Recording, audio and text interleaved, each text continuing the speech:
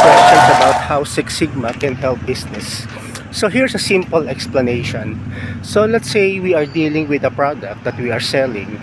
So Six Sigma, through its measure measure and analyze phases, would be able to figure out the defects of the product and put it in such a way that you will know the extent of the impact of such defects on the product on customer satisfaction, because definitely customer satisfaction is very important because it impacts sales or revenue or the top line.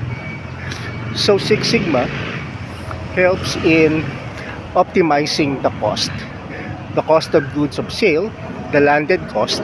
So let's say before, your product, one unit of your product costs $10.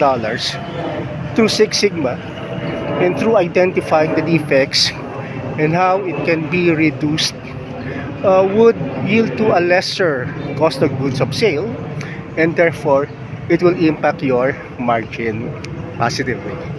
So let's talk more about that in a future video, but definitely Six Sigma has a significant impact on any business. Thank you guys, happy learning.